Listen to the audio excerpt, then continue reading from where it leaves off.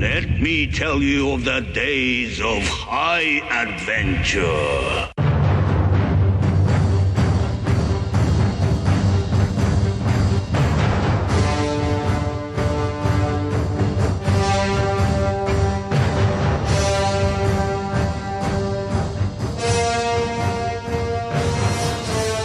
Hello, I am Eric. And I'm Kevin. And this is 6 Degrees of Schwarzenegger, the podcast where we take a long, hard look at some of our favorite action movies from the era of Arnold. Schwarzenegger is the icon of the genre, and we're taking a deep dive into some of these 80s and 90s cult action movies and breaking them all the way down.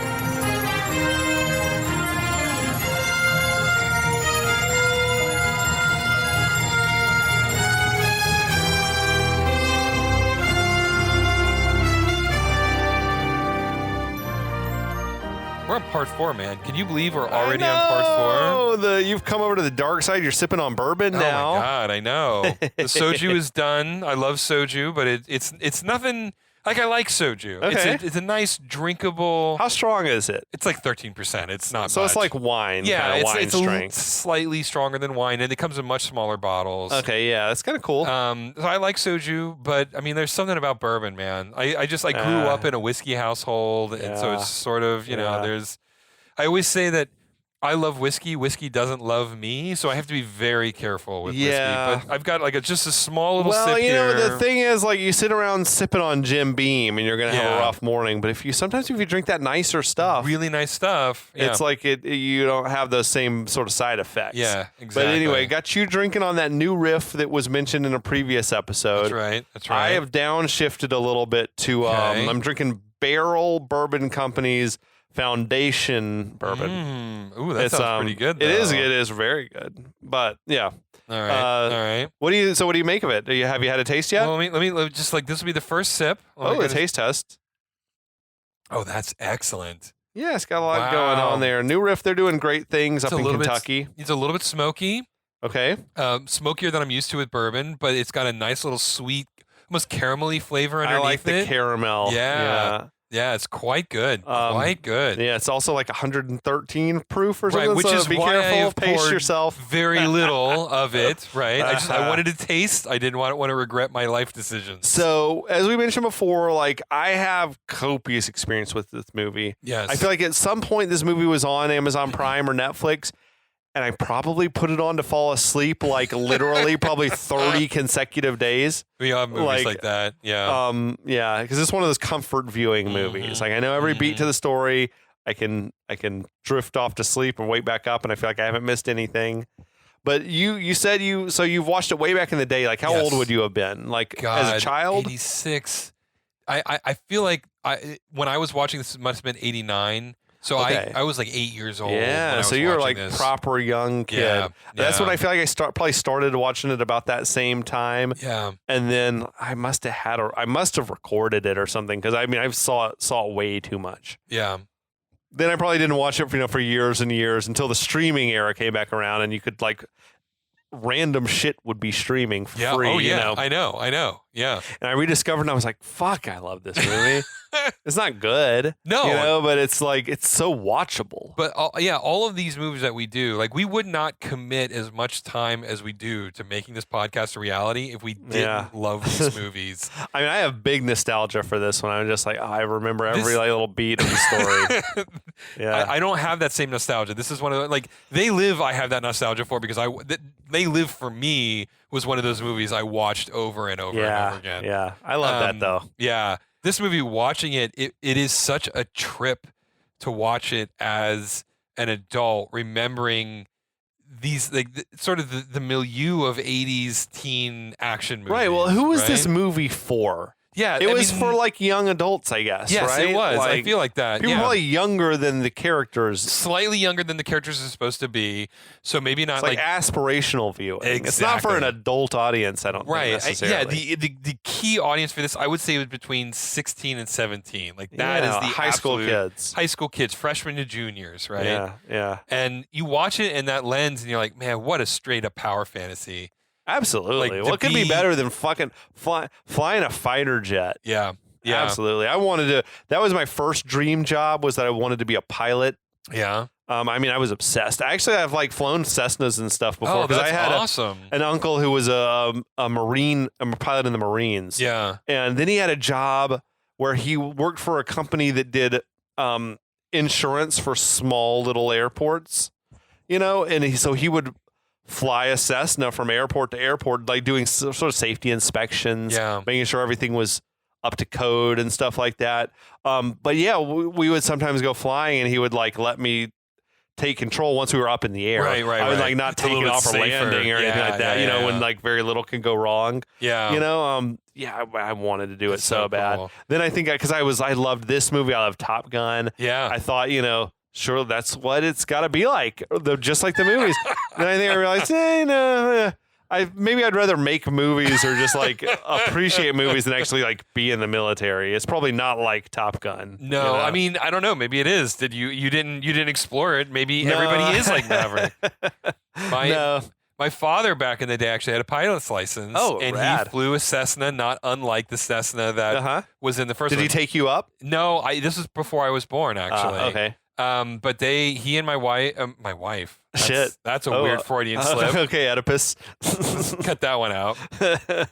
Never. Damn it, son of a bitch. Now it's on permanent record.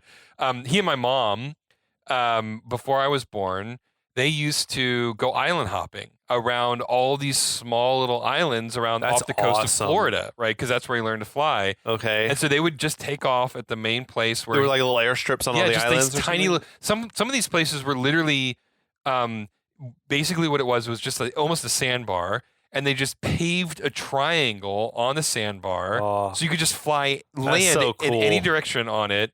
Right? Not a triangle. Like a full triangle. Like the whole thing was paved as a triangle. And they had like a control tower and a restaurant. And you would like take off from wherever you were. You'd land on this tiny little sandbar. You'd eat lunch there, and then you'd take off and go wherever you were going. That's amazing. It's just unbelievable. Like the stories he would tell me about it, I'm like, damn, man. You were a cool dude, man. Yeah, Something that was cool back in the day. My dad did some like really cool fucking shit in the old days. Yeah, that's awesome. Yeah. Anyway, we're here with got the penultimate episode of our breakdown of Iron Eagle. Yes. I'm fired up. Thanks for listening. Thanks for joining us once again. I will try to get through the pretty complicated. This isn't like face-off level, but basically we got Doug Masters, who's like this aspiring would-be pilot. He's a military brat. His dad's an Air Force pilot. Dad got shot down somewhere in the Middle East, North Africa. He's being held like as a sort of a political prisoner. He's been tried and sentenced to death. 3 days. So Doug's like, the government's not doing anything to get him out. Doug's like, we got to bust him out. So he enlists the help of this retired Air Force Colonel, Chappie Sinclair, to help him plan a mission. We can fly in there. We can bust him the fuck out. They go through a whole lot of like little, almost like a training montage, whatever. But they've got a plan. They're ready to fucking do it, and that's where we're at. That's where we're at. Yeah. So Chappie, this is a little bit later after he's given his speech to all the guys, and they've exited. They're exiting the building, and Doug tells his little brother, whose name I don't remember. It doesn't matter. It doesn't really matter. Fuck him. He's like, look, you got to go home. Like I think this is actually might be, if not the last time we see him. We might turn up in again. the very, very, very, and he might. Definitely he probably doesn't have any does. lines of dialogue, though. No, sir. This is the last line of dialogue his little brother has in the movie. And he said, look, just go home and tell mom that we're going to be out late. And he's like, okay, all right. He's like, look, you're in charge of the house until I get back. And they hug it out. This movie was kind of misogynistic too, though, right? Yeah. Like, because earlier the dad in the flashback, the dad's like, I got to know that you can be the man of the house when I'm not here. Right. And now it's like you're handing off man of the house duties to like the 14-year-old. Like, mom's got to kind of like, mom's got to take her direction from you. The way you're anyway, but that's just like, it was just a little strange. But I also get the sentiment. Yeah, I get the sentiment. I also love, though, that like the little brother is not ready to do it. He's like, not too long though. Like he's really he'll clear. Be back, like, right? You're coming back. You got to take this over from me. Yeah.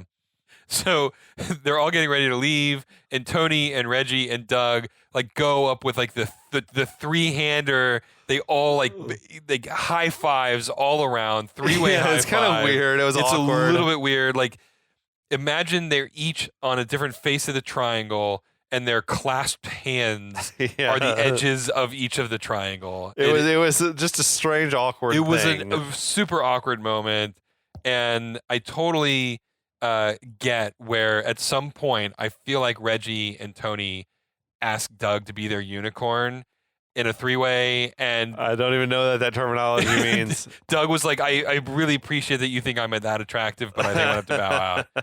But this was much later. This is like later years later in their lives. Yeah.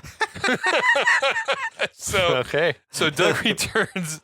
Doug goes back to Chappie. Sorry, that took a really weird turn. Doug goes back to Chappie. That's like your fan fiction, your Iron Eagle fan fiction. I'm literally writing a fan fiction right now of Iron Eagle. So Doug goes back to Chappie, and he's sitting there contemplating. He's like, hey, man, I got another idea that should buy us some time on the runway. And Chappie tells Doug to get a hold of Milo and says, hey, look, add a Hades bomb to their weapons package. And this just sounds menacing. But they spend no time on it beyond that. Yeah, that's all we get for now. That's all we get for now. Teased the Hades bomb. The Hades bomb. And he says, like, look, drop the bomb right here before you land, and it will make it so that the bad guys can't get you to 5 minutes. He's very specific about that 5 minutes number, but at the same time, you're not going to be able to talk to them for 5 minutes. Right. Like, what, are you breaking radio communication? It was sort of a weird, like, vague beating around the bush of it. Anyway, after 5 minutes, you better be back up in the air. Mm-hmm. So Doug says, yeah, sure, whatever, I'll do this. And now Chappie's like, okay, go to my trailer and get some shut-eye. Uh-huh. Which, okay. It's like... It was a little weird. Like, it was truly is there weird. a reason I can't sleep? Anyway. So Doug says, like, no, I need to go home, and I need to talk to Mom, and Which I thought was Katie. strange, right? Didn't he just tell his little brother? Told his little brother. Tell Mom I'm not coming home or whatever. Yeah. It was also kind of shitty to not... Presumably, your dad's being, like, hung the next morning. Yeah, right. It's weird to not be like...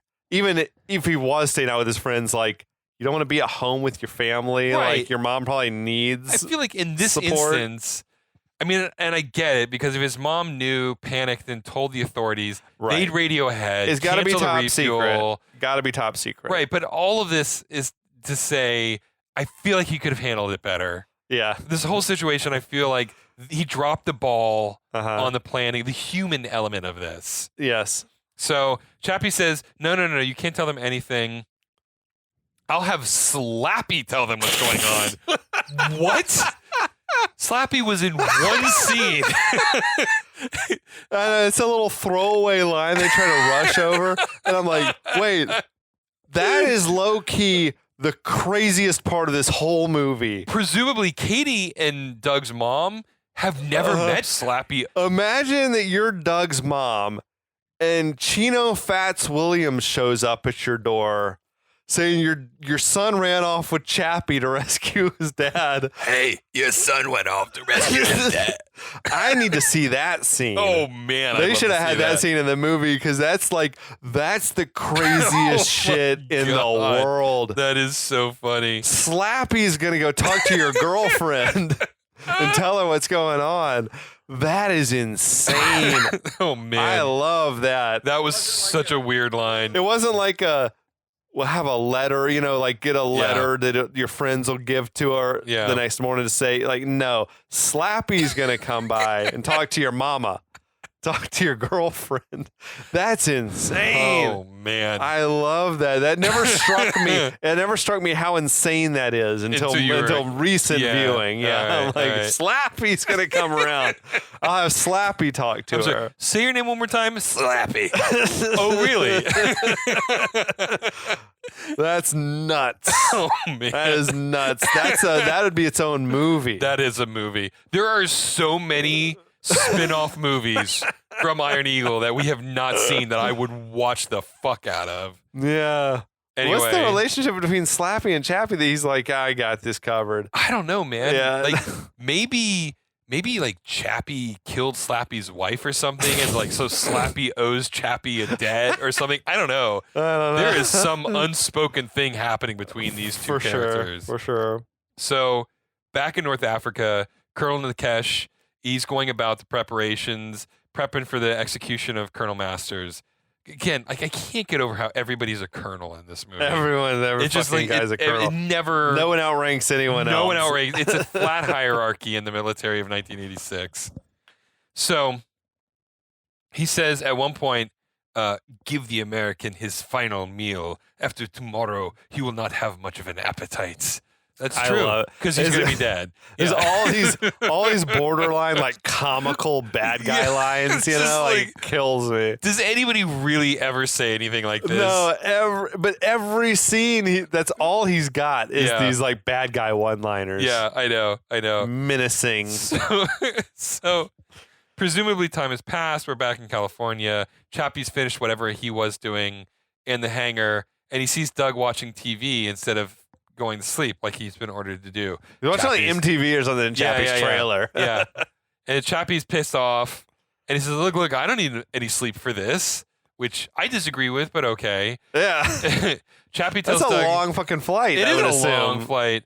So Chappie tells Doug, he's like, you don't know what you need, and accuses him of thinking the mission is going to be easy. And Doug, like, very, very calmly, like pure teenager hubris. Oh, yeah. Says, like, I don't think it's going to be all easy. I just think I'm ready. He's got, he's just full of, like, overconfidence. Oh, like, as motherfucker would have said in Point Break, he's young, dumb, and full of cum. Full of cum. That's exactly the line I was thinking of. Young, dumb, and full of cum. That's exactly the line I was thinking of. And that he's got that. If I had that hair, though, I'd have that hubris, too. Motherfucker had that shit parted right down the middle. Fucking feathered as fuck. Flawless. Doesn't matter if he's about to fly across the world to murder some like strange foreigners. He's going to make sure his hair is on point. Absolutely, dude. So Chappie tells him, you ain't ready for shit, boy. Okay. And grabs a photo album off of his shelf. He tosses it to Doug, says, look at this. So Doug opens it up, and he starts flipping through pictures full of just like young kid soldiers. And Chappie says that they all thought they were ready too. And Doug goes, pilots? And he goes, all of them. Like they look like they're 22 or 23. Like we get it. We don't need more specificity from this, right? Exactly. We know where it's going. And it's like, that's right, all of them. And then, well, what makes them any different from me? Doug says. Meanwhile, we know what the answer to this question is. And Chappie goes, because they're dead. All of them. I kind of liked what Louis Gossett Jr. was doing, like the repeating of the all of them. All of them. Yeah, it's good stuff, man.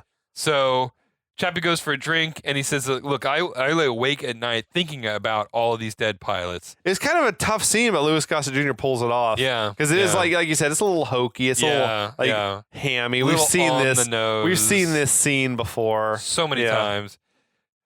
So anyway, he says that he promised himself he'd never be a part of getting young pilots killed again. And that's why he was so reluctant to help Doug out in the beginning, because he thinks this is kind of a suicide mission. I mean, he's not and he wrong. would not be wrong. It's unlikely. Right. I feel like this is going to actually work, right? Right, exactly. I think in the real world, this is not happening. Like, this is just not going to fall apart. Two planes are going to fly in and you're going to land in enemy territory and pick someone up and get out of there. Yeah, it's unlikely. Not going to happen. So Doug says that he knows the risks, and he said rightly that, you know what, those other pilots knew the risks too. Yeah, all right, sure. Fair rejoinder. I'll give that to you. But Doug admits that, maybe he isn't actually really ready. And I thought that was actually, at first I was kind of it's like, oh, movie, you're inconsistent. But then the way that Doug frames is like, okay, I know I just said I was ready, but all right, I'll give you this Maybe much. I'm not ready. Maybe I'm not ready. But I'm fucking proud to give it a shot, and I'm fucking proud I get to do it with you, Chappie. Yeah, it's kind of a touching scene. It's a good moment. For a movie like this, yeah, that was kind of a touching scene. Yeah. So Chappie says he's got one more thing to do and asks Doug where his tape player is. So Chappie orders Doug to bed, and as a parting present, he pulls out like a nice velvet box, blue box, and he opens up, and inside are pilot wings. And Chappie says that this is the first pair that I ever had, but I want them back after the mission, boy. Yeah. And it's like, well, okay, obviously Doug's going to keep those. Like, we know what the fate of these wings are, but whatever. It was like Miyagi when he gave Daniel like the gi with the patch that his wife had sewn or whatever, and Daniel's like, I understand if you want this back, and he's like, I know you understand. Like it's that moment of bonding, like over they straight up. They finally like they understand each other. Yeah, it's interesting because like the whole movie is about Doug trying to save his dad. But Chappie is far more of a father to Doug through the course of the movie. It's interesting. Yeah, he's like the surrogate father, which is so often the dynamic in these types of like the sorcerer and apprentice, you know, sort of archetype stories. Yep, 100%. And it's oftentimes it's like a whatever. You got the young guy who needs a father figure, and then you got the old guy who needs a son. Yeah, and maybe this movie is accidentally making some sort of a commentary on the father and son dynamic between Ted and Doug, in that if Doug is so desperate to find this father figure, you know, is to save his father and then ends up finding a father figure in Chappie, what does that say about the actual dynamics of their relationship? It's very, very weird. It gets very complex. The psychology is probably deeper than we want to dive into here. and probably wasn't really on the minds of the writers when they were writing it. So they hug it out. And Chappie heads out to the garage, and this is when we start getting a voiceover from Chappie addressed to Doug, and it is like highly prophetic. I mean, this tape plays almost through the rest of the third act. Yeah. And it is like bonkers how correct Chappie ends up being about all of this. So it's a strange plot device. It is a really weird plot device. Yeah. Anyway, that's for a little bit later. We cut to, it's the next morning. It's bright and sunny. You practically hear roosters crowing. I mean, it's like idyllic. Chappie and Doug are getting ready for their mission. Chappie's voiceover continues, and he's telling Doug that he wants him to know that he's the bravest person he's ever met, and that no matter what happens, just remember we tried, and no one can take that away from us. Yeah. All right, it's a great line. It's a good line. Chappie and Doug, they inspect their planes, they give each other a thumbs up, and they take off from somewhere in California, I presume. I think so. To like the Eastern Mediterranean. It could be like Colorado, like near where the Air Force Academy is, but I think it's meant to be California. There's a lot of palm trees and shit. Either way, they are flying to the other side of the world. Yeah, for sure. I mean, for sure. Almost entirely even to the though other side of the world. I assume a plane like that, you're going to fly faster than a passenger jet. True. I mean, I think they even talk about it's going to still be a 10-hour flight easy, right? Yeah, they're doing they said something like Mach 0.6 or something like that. Yeah. So they're going really fast. Now, did you read the shit that I read that said like that the F-16s in the movie, like they were armed with real missiles and real bombs and stuff? And in fact, that's fucking wild. Okay.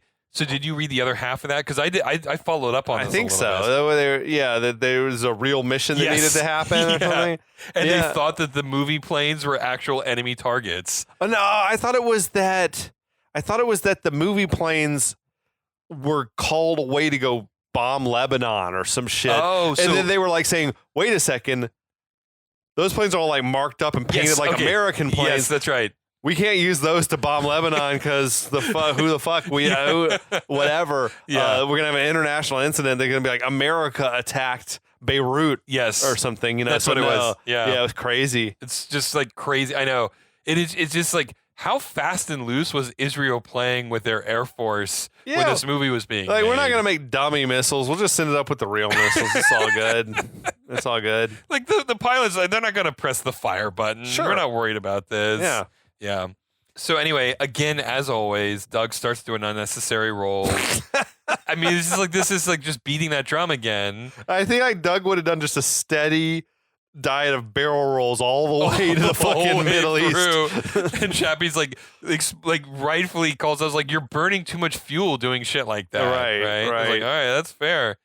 It's like, and then he says like, turn over to channel 7, and it cuts to like this weird frequency, like random numbers. I'm like, that's not 7. That's like 7 different numbers. I don't know what's going on here. Anyways, he's like, this is the only station that we can be secure on, talking to each other. And I'm like, if you're sending signals out into the universe, even if it's encrypted, other people can hear this. I would think so. You're not on a secure. I mean, like, I'm sorry, like that's not. you guys need to just shut the fuck up and like yeah, we're don't. gonna go to the super secret channel. Right, the super secret channel that only we know about, even though it's still on the plane.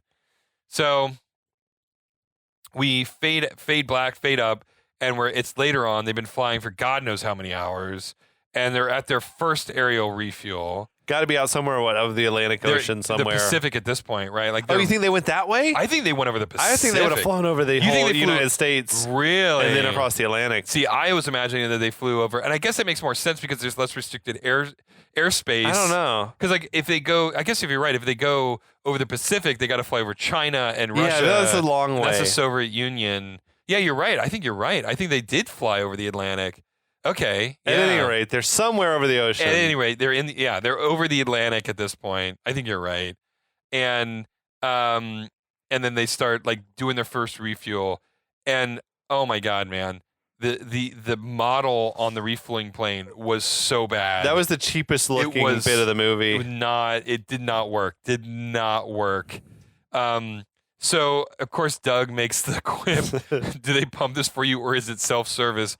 Which wasn't actually that funny. Yeah. But Luke Gossett Jr. response, smart-ass kids, I thought was perfectly curmudgeon-y. So, they're still flying on autopilot to the next refuel, and Doug is just rocking. How many tapes do you think he has? Because I wonder about this, especially later on. This is like a 24-hour long. I feel like he's got a bunch of mixtapes or something. I know, you so many mixtapes. And they're getting a lot of mileage out of that Road to the Gypsy. Road to Gypsy's back on That's again. That's the third time I feel like we've got that one. Look, I got a couple of favorite songs that I've listened to hundreds of times, so I'm on Doug's side on this one. Sure.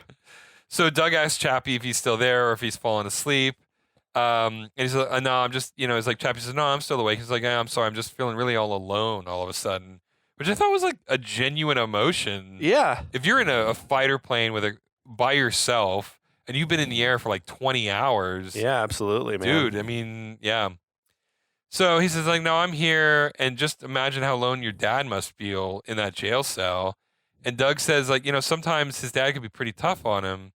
And he never really let his dad know how much he loved him. It's like a really kind of quiet moment in these two cockpits of these two F-16s flying over the Atlantic Ocean about to commit so many international war crimes or whatever. It's just amazing.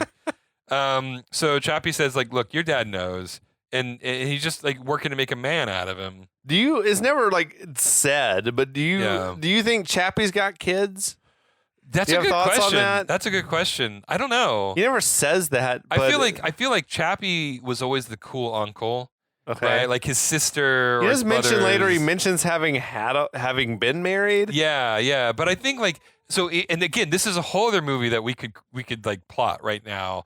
But yeah, like Chappie was married. He always wanted kids, but his wife never wanted kids because of his dangerous job. Maybe right? Chappie's shooting blanks. Maybe he is shooting blanks. We don't know. Suffice it to say, they get divorced, right? And he's forced to sort of like enjoy children vicariously through his siblings. Okay. So he always wanted children but never had them, which is why he's so willing. It's a surrogate son. It's a surrogate son. Yeah, right. Yeah, okay. Exactly. That's what I'm thinking. Anyway, so I think we've created 3 or 4 spin-off movies. I know. I want to know more about Chappie's lifestyle. I want to know what's going on behind the scenes. He's at home cooking up hamburgers for lunch. I'm ready. Like I feel like that's what he's looking for, right? Like that's really all he wants. So Doug asks if that's why Chappie is such a hard ass. It's like to help to make a man out of him. And it's like Chappie's response is no. Your dad already took care of that. I'm just trying to get us out of here alive. Yeah, of All course. right, Chappie. All right. So Doug asks what happened if he screws this up. Chappie's response is, then I'm going to get real mad. Which is, I thought. He can sell the shit out of these lines, man. He's good at this stuff. So Chappie tells Doug that she's keep going over the plan in your head until it is automatic. Yeah. And all right, so now they start nearing the target, and Chappie tells Doug to get ready to rock because they're going to be breaking away from their bogus like official flight plan in just a couple minutes. Doug says that he's feeling nervous, and Chappie gives him some shit about that. That's my favorite exchange in the whole movie is like this bit. When I was a kid, it went right over my head. But like Doug is telling Chappie, no, my stomach's in knots. He says, must have been that cereal I had this morning. And Chappie's like, yeah, it's funny how it tastes good going down. And then 13 hours later, it makes you feel scared shitless. And like I was like, oh yeah, okay, but I never got like the sarcasm. Yeah. It's like, the cereal. That's why you're so scared. It must be that cereal you had. I love that. 13 hours later, it makes you feel scared shitless. Love it. So it took me a minute to realize this. At first, I thought, like, are you on the way to refuel, or are you just after? So I guess it's just like I think they've had a couple of refuels. they've had a couple of refuels. That's what I think. And they're about to go Yeah, these AWOL. planes can't have that big of fuel tanks. No. They probably only have a range of like a couple thousand miles or something. Yeah, but they did mention though in the planning stage with like the armaments and stuff, like the extra fuel tanks. They actually called that out. You're right. So they're You're carrying right. Like extra drop tanks. Or right, they whatever. have drop tanks on them. Yeah. And so Chappie says, like, look, if the Air Force tries to get a hold of you, then just ignore them, because by the time they realize what's going on, it's going to be too late, right? Yeah, right. So he said, but also keep in mind that, like, once they get started, you need to keep track of your fuel and your weapons, because that's all we got. There's no refuels, there's no rearmaments. Right. We're done. We're on our own. We're on our own. So they drop to a lower altitude and they veer off from their bullshit destination. Apparently, they're heading to Spain. I guess this is like they're always sending jet planes to Spain. South of Spain is not far from like North Africa. Yeah, so that's that makes true. sense. I guess Yeah. there must be an Air Force base there or something. Yeah.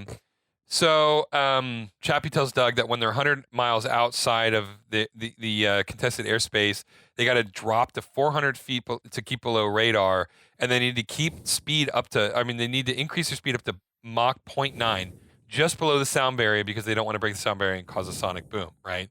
All right. Sure. Yeah. Yeah. Sure. Okay. As fast as they can go without creating a sonic boom. All right. So the snake comes back, my friend. Yeah.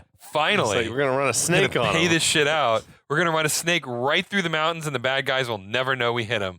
So, did you do any? I didn't do any research on this. Is the term "run a snake"? No. Is that an aviation term? I don't think. I don't think that's an aviation term. I think that's Okay. I think that's an Iron Eagle term. Okay, all right, okay, that's fine. So Doug is gonna drop the bomb on the runway at the airbase.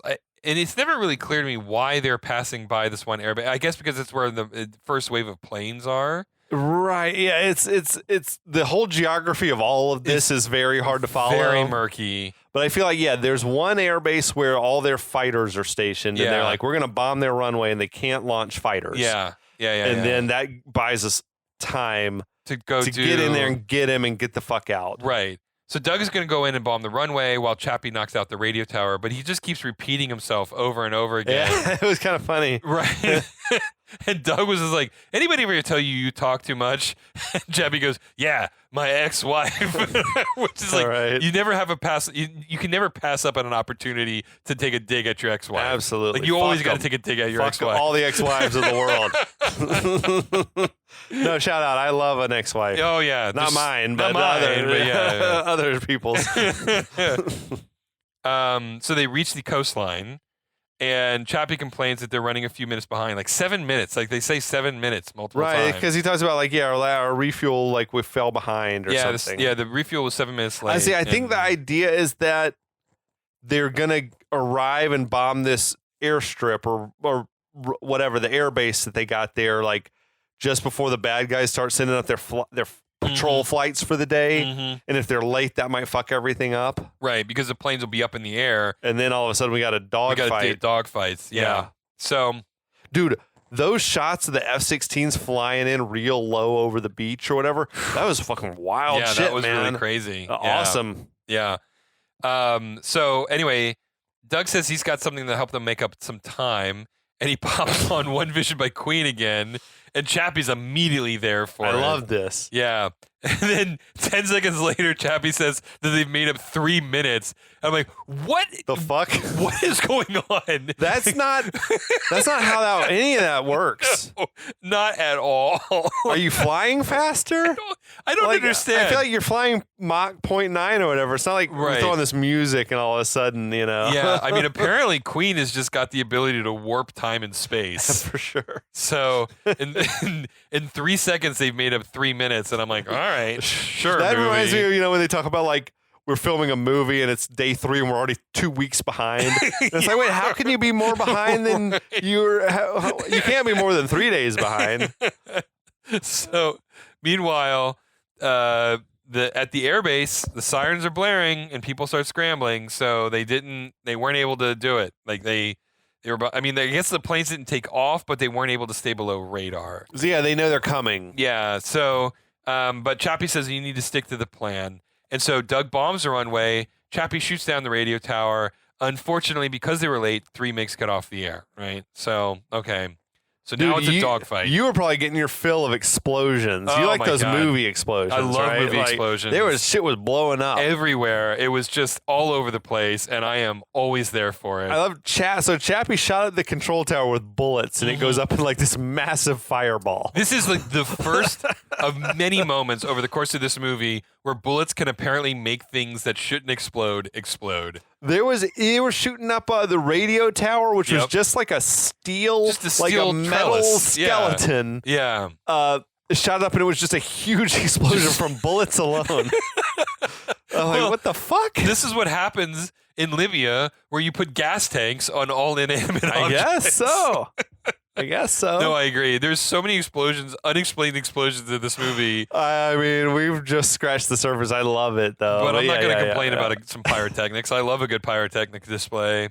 So yeah, so now it's a dogfight. We're fighting in the air, and there's all these just random shots of planes Just going around. planes moving. Completely incomprehensible. I have no idea what the continuity of this is. There was one shot I loved, which you saw planes flying, and then far above a runway. And I'm like, Yeah. that's a fucking great shot, man. But then there are also the shots where it's like, wait, is that supposed to be the MiG? I mean, I thought this was the F-14. Like, which plane is what? Well, it's plane? like one plane's in front of the other, and then they Right. just do a barrel roll, and then now they're behind. Now the they're other behind plane. you, and I'm like, Yeah, it's what? really not clear what's happening right now. Now, if it's like Top Gun, then the filmmakers gave the military people like a wish list of shots they wanted, Yeah. like storyboards, Yeah.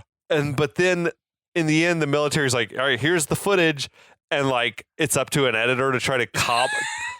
You're like, shit, we got to cobble this together into a dogfight that makes sense. Makes sense. Yeah. And it's a lot of like it's just done or not. It's either you succeed or you fail in the edit room. I will be honest though, like I would much prefer that to like a true like a CG, Yeah. right? Because like you watch those real planes flying around and you see the heat. You saw Top Gun Maverick or never? Oh yeah, no, I like Top Gun. Yeah, but Maverick the sequel. Oh yeah, I like that movie. I was like, how do you make this movie? Like, right. I don't think you're ever gonna make a movie with fucking real planes again. No, Like, that was the this last is one. So expensive, right. so dangerous. Well, and the fact that like Tom Cruise required all of the actors to get up in the planes, and so all the G forces that you're seeing, those are real G forces. None of that is real. I or love fake. that movie. Yeah. As just It a was really flight, as good. kind of a fighter jet nerd, I'm like, this is fucking great. I can't believe that they were able to make this happen because Yeah, I mean, it's just, who's going to go along? Like the insurance must have been insane to make this happen. Oh, I know. All of those actors, and a lot of them were known people. Miles Teller,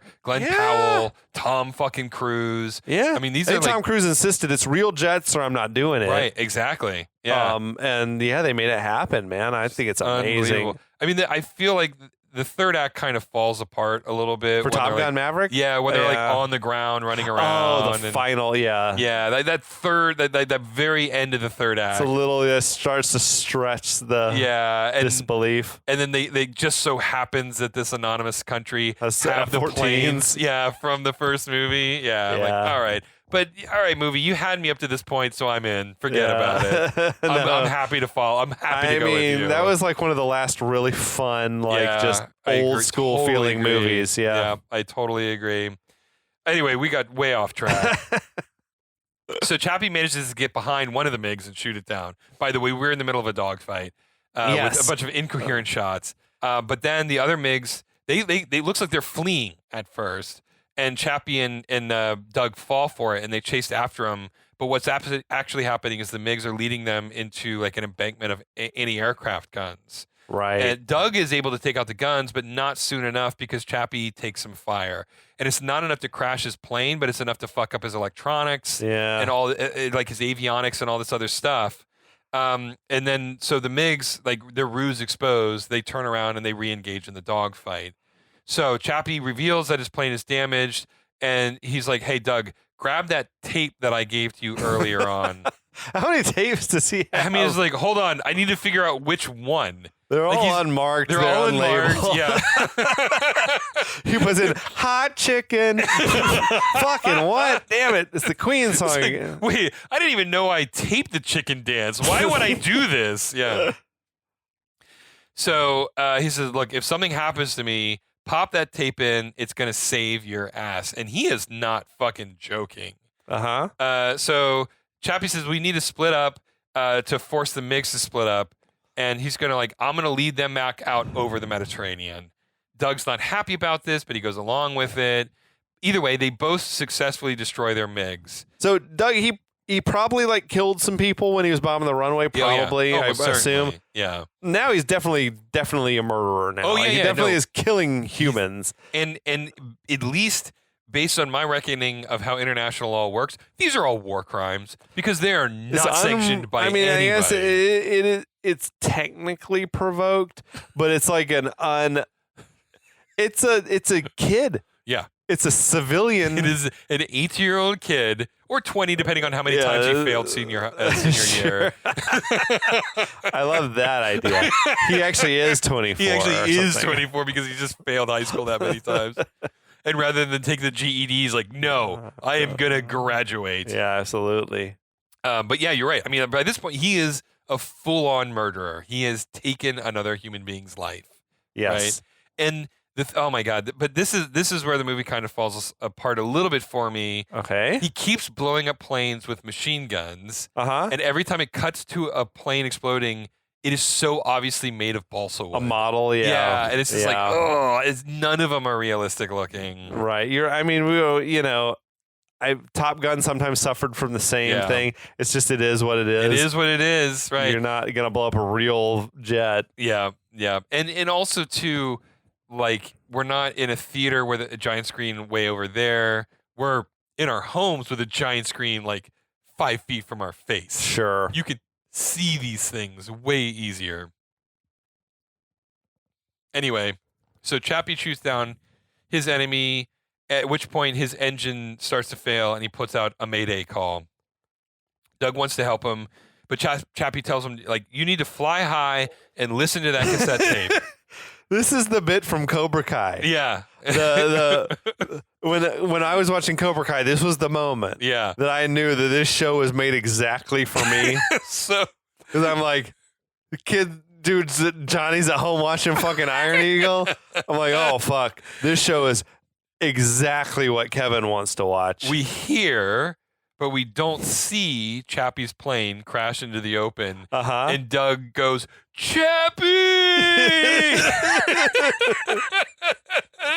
That's as is so often the case with the sort of master and apprentice stories. Yep. The master has to perish so that the apprentice can become the master. 100%. It would not be the hero's journey otherwe're Yeah, absolutely, man. Yep.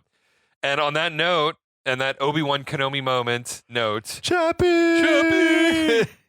we're going to call it for episode 4. We're going to be back next week. We're going to wrap this up with part 5. Absolutely, man. And, I'm pumped. I'm ready. I'm ready for it. The final act, the final moments of the final act of Iron Eagle. We'll be back, everybody. We'll be back.